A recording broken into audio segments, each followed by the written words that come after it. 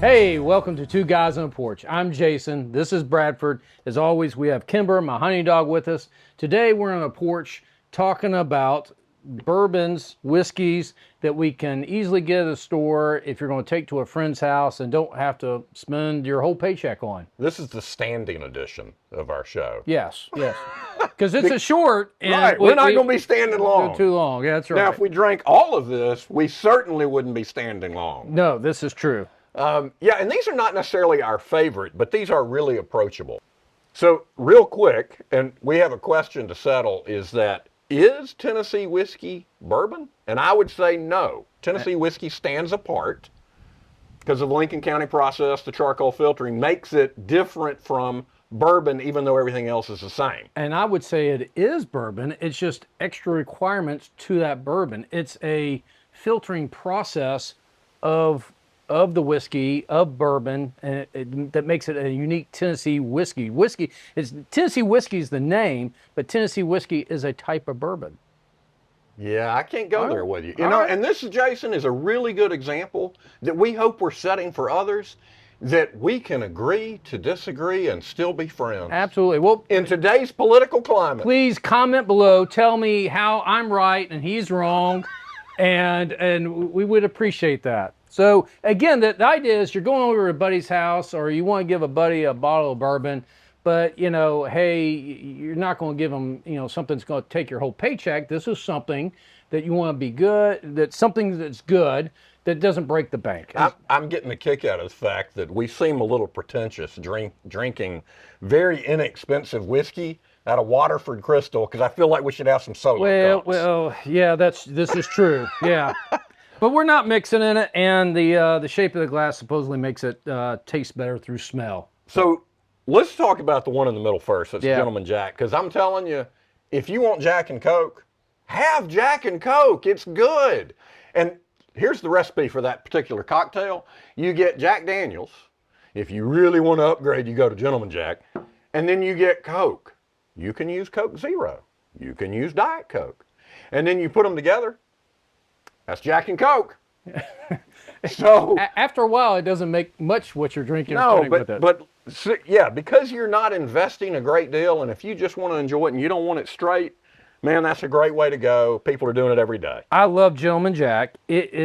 It's Gentleman Jack because it's been charcoal filtered twice. Yeah. It's smooths it out a little. Smooths it out. It's a non-chill filtered process, the Lincoln County process, as we alluded to, but they do it twice for that non-bourbon. Yes, go ahead.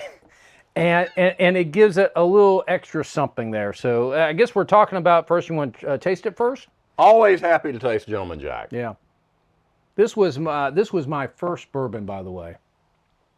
Or Tennessee whiskey? Tennessee whiskey.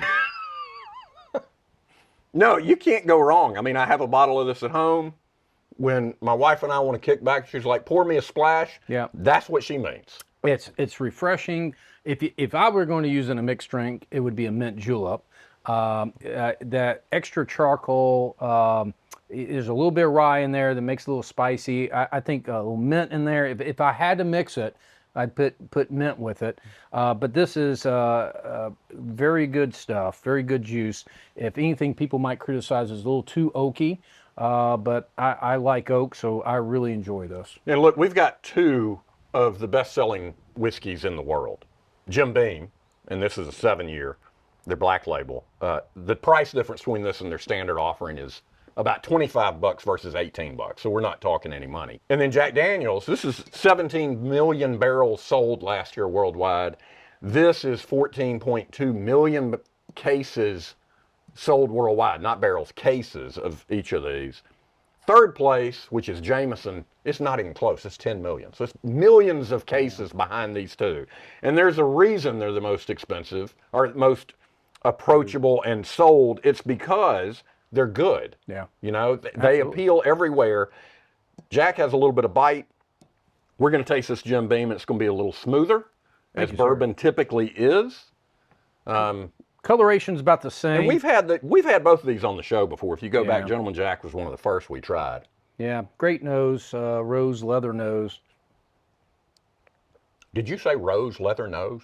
Rose and leather nose.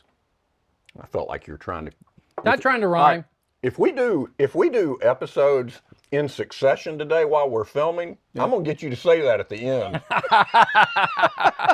Rose leather nose. This southern tongue can barely move as it is. Again, great stuff. It doesn't have, you can tell it's not charcoal filtered. This is, you just don't have that same oak, that same burnt char. It's just distinctively different, but good.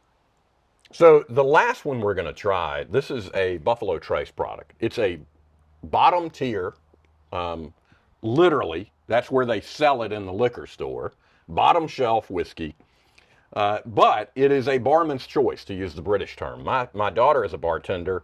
She loves this to mix with, to make cocktails with. This benchmark foolproof is going to be, I think it's 114, 125. So yeah, it's 125. It's right out of the barrel. So, and we've had benchmark bonded before. They're bottled in bond, which is going to obviously be 100 proof.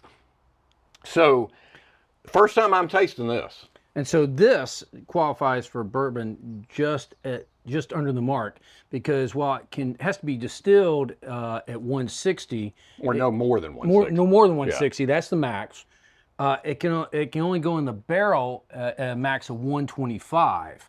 So this is basically bourbon that was not proofed down. It came straight from the barrel. Right. Wasn't proofed down at all. It was as concentrated as it can be.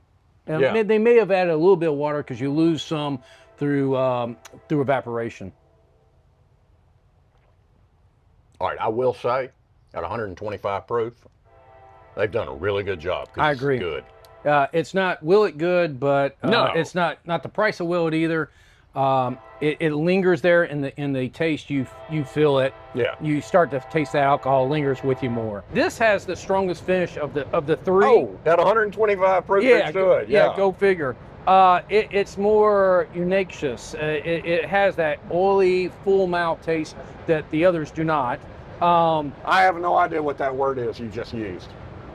I've heard you say viscous before. Yeah, that's it. That's viscous is talking about the viscosity, how thick it is, Right. how oily it is, or Right. the thickness of oil. Yeah. As opposed to oily or eunaceous. Eunaceous. That's what I said. I'm trying to figure out what you said. It just means it's just means that it's oily. It's hard for me to say oily. You know, that's a story I have to tell. So you're just going with eunaceous. Yes, it's much better. Yeah. But that's what it means, oily. Yeah, exactly. I like that. As opposed to like an aqueous, watery type mouth. Look you know, or at you, just- what? knowing all these big words. Well, you know, a few years of education did me something good. So, And I'm the one with the liberal arts degree. You'd think I'd know some. so between the three, which do you prefer? Well, I'm always going to go back to Gentleman Jack. It's a standby. I didn't drink any bad whiskey. I am most surprised by how good that foolproof is. So credit my daughter.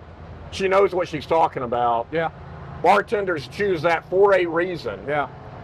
And again, I mean, you're talking $20, 25, 25. It's hard to go wrong with these. I'm with you for this time. Gentleman Jack is a go-to. Yeah. If it's just because I'm generally just sipping whiskey. I'm not mixing anything, and Gentleman Jack is maybe it's because it was my first, but it's always been my favorite. I really love that Lincoln County process, and charcoal filtering it twice really does it for me. You know, and Jim Beam is the second there for me. The third, the benchmark, again, it's good, but it's a little too hot for me. Yeah, fair enough. Well, hey, thanks for joining us for a stand-up Wait. edition. Wait a minute, we want to know what was the answer. Oh, we have an answer. We have an as answer. to whether Okay. Gentleman Jack All right, Daniels is bourbon. before you give us the answer, okay? So, you know, the question on the table is Gentleman Jack a bourbon or is it a whiskey? Okay, not a bourbon. so Do you want the AI answer? Or do you no, want- so bourbon, bourbon has to it meets all the mark. It's 50 at least 51% corn. Check. Goes into the distilled no more than 160 proof. Check. Goes into the barrel or comes out of the barrel at or goes into the barrel 125, and bottled no more than 80, or excuse me, no less than 80. Excuse me, I missed And one more qualification to be bourbon. Oh, 4 years age. 2 years. That's straight. Bourbon is generally Well, 4. more importantly is new charred oak New barrel. charred oak barrels, yeah. New charred oak. It's got to be new charred oak barrels, yeah. They both do Can't be like Scotch uses old barrels. So in the eyes of the federal standards of identity for distilled spirits, Jack Daniel's is a bourbon that chooses to further identify as a Tennessee whiskey. We're not going to get into what it identifies as. Thank you very much. It's Bradford. It's hard being right all the I'm a time. whiskey who identifies as a bourbon. It's okay. It's why I have patience here. God has endowed me with patience to deal with your mistakes, but that's okay. That's why we're friends. Well, guys, thank you for joining us on the stand-up edition, Two Guys on a Porch.